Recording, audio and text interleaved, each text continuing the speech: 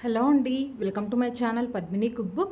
ఇవాళ నేను గుత్తొంకాయతో మంచి రెసిపీ చూపించబోతున్నానండి. గుత్తొంకాయ అంటే ఇష్టం లేని వాళ్ళు అస్సలు ఉండరు కదా. అలాంటి వాళ్ళకి చాలా సింపుల్గా టేస్టీగా అయిపోయేలాగా గుత్తొంకాయతో వెల్లుల్లి కారం రెసిపీ చూపించబోతున్నానండి. సేమ్ ఇదే రెసిపీతో మీరు కాకరకాయతో కూడా ట్రై చేయొచ్చు, చాలా బాగుంటుందండి. దీనికోసం అయితే ముందుగా ఇక్కడ ఒక మిక్సీ జార్ తీసుకుని అందులోకి వెల్లుల్లి రెబ్బల్ని తీసుకోవాలి. ఇక్కడ నేను ఒక చిన్న వెల్లుల్లిపాయ మొత్తాన్ని కూడా తీసుకున్నానండి. తర్వాత ఇందులోనే ఒక టీ స్పూన్ దాకా జీలకర్రను కూడా వేసుకోవాలి. అలాగే ఒక 2 టేబుల్ స్పూన్ల దాకా ఎండు కొబ్బరి పొడిని వేసుకోవాలండి. మీ దగ్గర ఎండు కొబ్బరి ముక్కలు ఉన్నా కూడా వేసుకోవచ్చు. తర్వాత ఈ కూర మొత్తానికి సరిపడా ఉప్పును వేసుకోవాలి. అలాగే కారం కూడా వేసుకోవాలండి. ఇక్కడ నేను 2 నుంచి 3 టీ స్పూన్ల దాకా కారం వేసుకున్నాను. కారం కూడా కొద్దిగా ఎక్కువగా ఉంటేనే టేస్ట్ బాగుంటుంది. ఇప్పుడు దీనిని మెత్తగా గ్రైండ్ చేసుకోవాలి. మనం ఎండు కొబ్బరి కూడా వేస్తున్నాం కాబట్టి చక్కగా ఇది పొడి పొడిలాగా వస్తుందండి, ముద్దలాగా రాకుండా.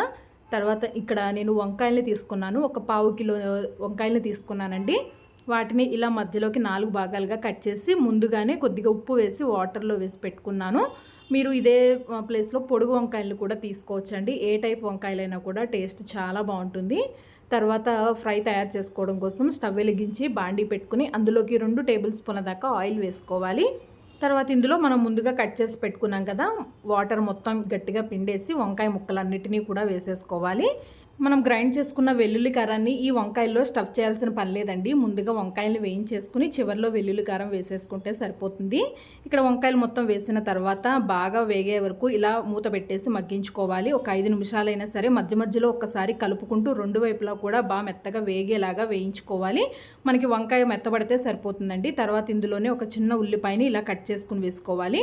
ఉల్లిపాయలు ఫ్రై రెసిపీస్లో ఎప్పుడైనా సరే వంకాయలు కానీ మీరు ఏ వెజిటేబుల్ తీసుకున్నా కూడా అవి మొత్తం బాగా వేగిన తర్వాత మనకి ఉల్లిపాయలు వేసుకుంటే మనకి చక్కగా ఫ్రై లాగా చాలా బాగా వస్తుందండి. తర్వాత ఇందులోనే ఒక పావు టీ స్పూన్ దాకా పసుపు కూడా వేసేసి ఒక్కసారి మొత్తం మిక్స్ చేసుకుని మూత పెట్టేసి ఈ ఉల్లిపాయలు కూడా కొద్దిగా వేయించుకోవాలి. మనకి ఇక్కడ ఉల్లిపాయలు కూడా మంచి కలర్లోకి వేగిపోయాయి, చూసారు కదా. ఇలా ఉల్లిపాయలు చివరిలో వేసుకోవటం వల్ల మనకి ఇది చక్క ఫ్రై లాగా బాగుంటుందండి. ముందుగా వేస్తే ఏంటంటే అది కర్రీ లాగా తయారవుతుంది. తర్వాత చివరిలోనే మనం ముందుగా గ్రైండ్ చేసుకున్నాం కదా వెల్లుల్లి కారాన్ని వేసుకోవాలి.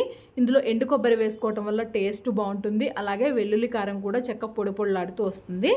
తర్వాత చివరిలో ఇక్కడ కరివేపాకును కూడా వేసుకోవాలి. కరివేపాకును చివరిలో వేసుకోవటం వల్ల మనకి ఆ కరివేపాకు ఫ్లేవర్ అనేది బాగా తెలుస్తుందండి. ఏ ఫ్రైలోకైనా కూడా కరివేపాకుని ఇలా చివరిలో వేసుకుని చూడండి, మీకే తెలుస్తుంది డిఫరెన్స్ అనేది. కరివేపాకు వెల్లుల్లి కారం కూడా వేసుకున్న తర్వాత పచ్చివాసన అనేది లేకుండా 1 నిమిషం పాటు బాగా వేయించేసుకోవాలి. లో ఫ్లేమ్లోనే పెట్టుకుని 1 నిమిషం వేయించుకోండి. 1 నిమిషం వేయించుకుంటే సరిపోతుందండి. మనకి వంకాయతో వెల్లుల్లి కారం ఫ్రై రెడీ అయిపోయింది. ఇదే రెసిపీని మీరు గుత్తొంకాయలతో ముక్కలుగా కట్ చేసి కూడా వేసుకోవచ్చు. ఇలా కాయగాను కట్ చేసి వేసుకోవచ్చు. ఎలా అయినా చేసుకున్నా కూడా టేస్ట్ చాలా బాగుంటుంది. వెల్లుల్లి కారంతో ఏ రెసిపీ చేసినా కూడా టేస్ట్ అయితే బాగుంటుంది కదా. తప్పకుండా ట్రై చేయండి. ఈ వీడియో నచ్చితే లైక్ చేయండి.